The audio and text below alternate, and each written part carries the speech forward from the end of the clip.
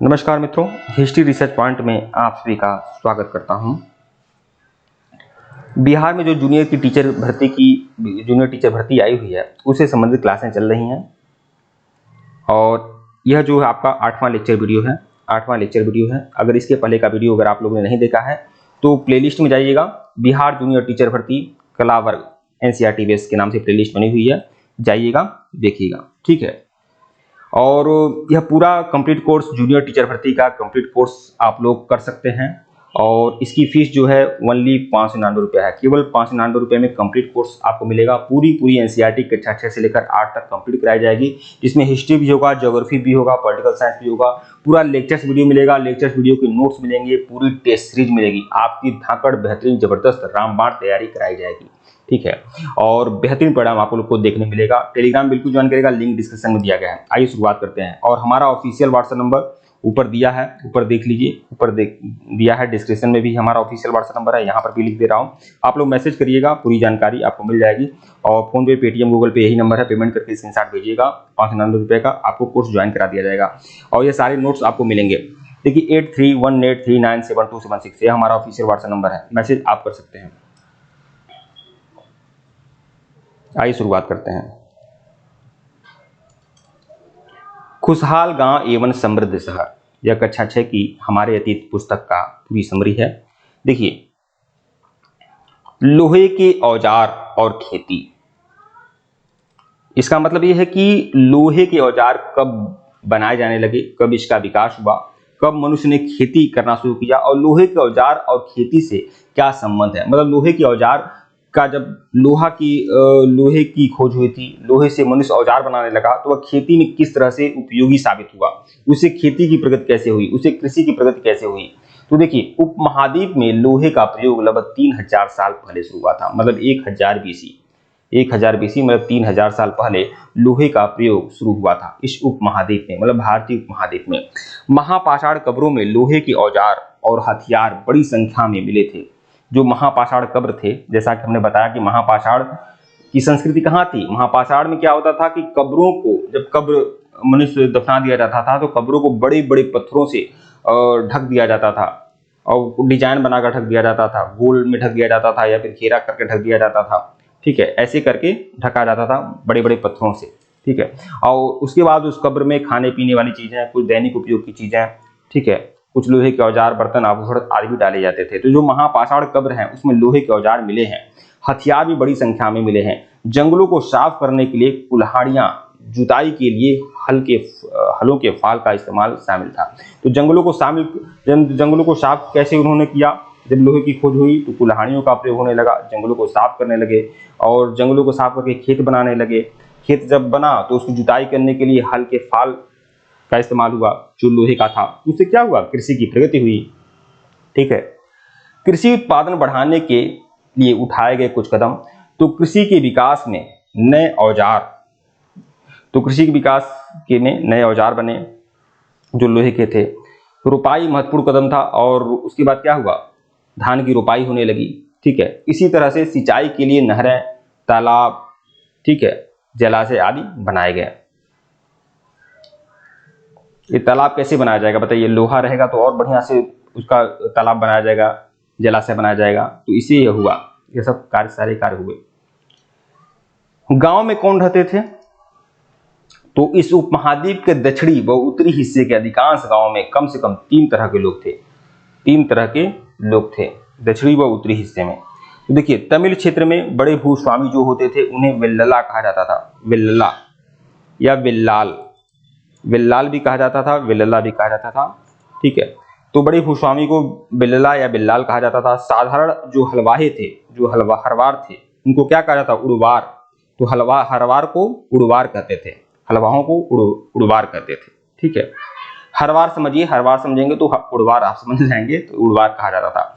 भूमिहीन मजदूर जो भूमिहीन मजदूर थे, जिनका जीवन यापन केवल मजदूरी पर निर्भर था, उनको कसेडियार और आदिमई कहा जाता था। इसे बहुत ही बढ़िया ढंग से आप समझ सकते हैं। जैसे तमिल क्षेत्र की बात हो रही है तो तमिल क्षेत्र में जो हलवाहे थे, जो हरवार थे, उनको उड़वार कहा जाता था और भूमिहीन मजदूर को कैसेडियार या आदिमई कहा जाता था। आज भी आदमी कहा जाता है, 4 आदमी लेते आओ, कुआं खुदवा लो, 4 आदमी आए और काम हो जाए, ईटा बालू ढो दें।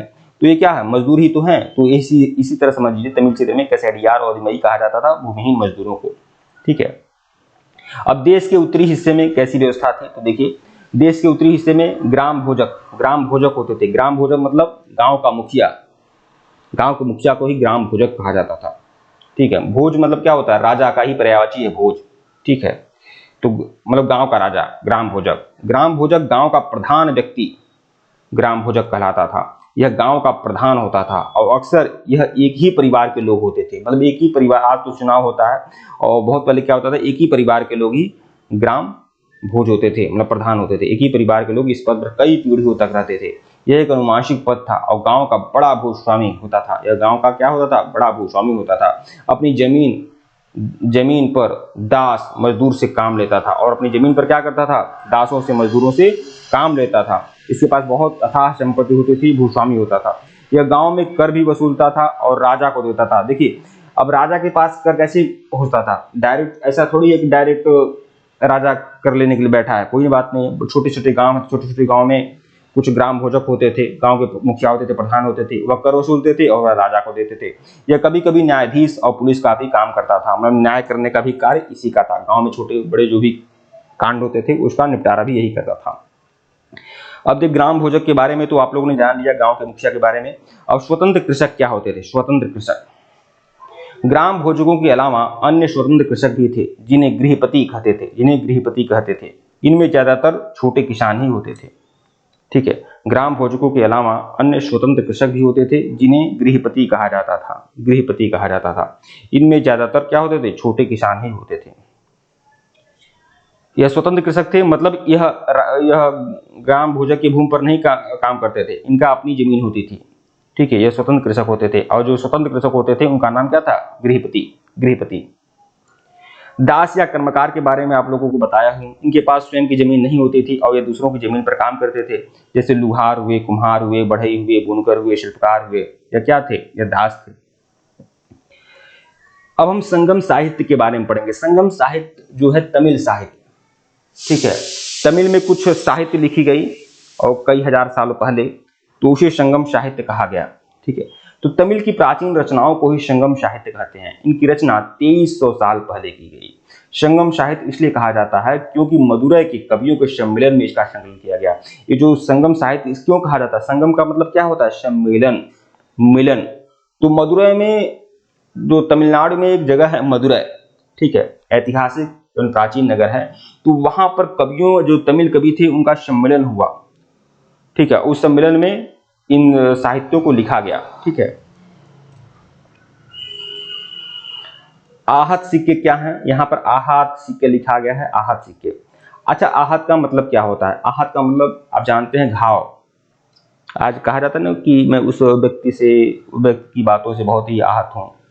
तो आहत का मतलब क्या होता है, घाव देना। तो आहत सिक्के क्या है, मतलब ऐसे धातु ऐसे सिक्के जो चोट करके बनाए जाते थे, मतलब लोहे से पीटा जाता था, उसके बाद वह बनते थे। और कुछ चिन्ह, जैसे मान लीजिए सिक्का है तो इस पर पीपल का चिन्ह बना दिया जाता था, पीपल का चिन्ह बनाया जाता था। तो पीपल के चिन्ह का एक ठप्पा होता था लोहे का, और उस ठप्पे पर इस पर मारा जाता था खूब तेज। ठीक है। तो वह चिन्ह क्या होता था, उग जाता था, मतलब जो भी चिन्ह का ठप्पा होता था। तो घाव देकर बनाया जाता था, आहत करके बनाया जाता था, इसीलिए इन सिक्कों को क्या बोला गया, आहत सिक्के। यह सबसे पुराने आहत सिक्के थे जो करीब 500 साल चले थे, 500 साल चले थे। ठीक है। चांदी, देखिए आहत सिक्के किस धातु के होते थे, चांदी के होते थे और तांबे के होते थे। चांदी या तांबे के सिक्कों पर विभिन्न आकृतियों को आहत करके बनाए जाने के कारण इन्हें आहत सिक्का कहा जाता है। तो आप जान लीजिए चांदी व तांबे के ये सिक्के होते थे और विभिन्न आकृतियां होती थी और उससे ठप्पा लगाया जाता था, तब यह सिक्के बनते थे। ठीक है। नगर देखेंगे। अनेक गतिविधियों के केंद्र अक्सर कई कारणों से महत्वपूर्ण हो जाते थे। अनेक नगर जो थे गतिविधियों के केंद्र थे और अक्सर कई कारणों से यह महत्वपूर्ण होते थे। उदाहरण के लिए मथुरा 2500 साल से भी ज्यादा समय से एक महत्वपूर्ण नगर रहा। ठीक है। अभी भी मथुरा एक महत्वपूर्ण नगर है। आप जानते हैं भगवान कृष्ण का जन्म वहां हुआ था। ठीक है। बहुत ही सांस्कृतिक और धार्मिक नगर है। तो 2500 साल पहले भी यह धार्मिक नगर था। ठीक है। 2000 साल पहले मथुरा कुषाणों की राजधानी बनी थी। कुषाण कुषाण वंश की राजधानी थी 2000 साल पहले। मथुरा बेहतरीन मूर्तियां बनाने का केंद्र था। मथुरा एक धार्मिक केंद्र भी रहा है। मथुरा क्या था? एक धार्मिक केंद्र रहा है और मथुरा में भगवान बुद्ध की मूर्तियां बनती थी, मूर्तियां बनाने का भी केंद्र था। शिल्प एवं शिल्पकार, इसे देखेंगे तो पुरास्थलों में शिल्पों के नमूने मिले हैं, जिसमें मिट्टी के बहुत ही पतले और सुंदर बर्तन मिले हैं। तो शुरुआती जो बर्तन मिला करते थे मिट्टी आदि के मिला करते थे, जिन्हें उत्तरी काले चमकीले पात्र कहा जाता है, क्योंकि ये ज्यादातर उपमहाद्वीप के ऊपरी हिस्से में मिले हैं, ऊपरी भाग में मिले हैं। तो ऊपरी भाग में जो बर्तन मिले हैं इसे उत्तरी काले चमकीले पात्र कहा जाता है। अनेक शिल्पकार और व्यापारी अपने अपने संग बनाने में लगे थे, जिन्हें श्रेणी कहा जाता है। देखिए, जो शिल्पकार थे, व्यापारी थे, इनका अपना एक संगठन था। आज यूनियन होता है ना, यूनियन होता है, किसी भी समुदाय का यूनियन होता है, उसी तरह से शिल्पकार जो थे और व्यापारी थे उनका भी यूनियन था। और उस यूनियन को क्या बोलते थे? उस संगठन को श्रेणी बोलते थे, श्रेणी। लेकिन उनका अलग अलग था। ठीक है। काम करना, प्रशिक्षण देना, कच्चा माल उपलब्ध कराना, मेल का वितरण करना आदि का क्या था? काम था श्रेणी का। सूक्ष्म निरीक्षण, देखिए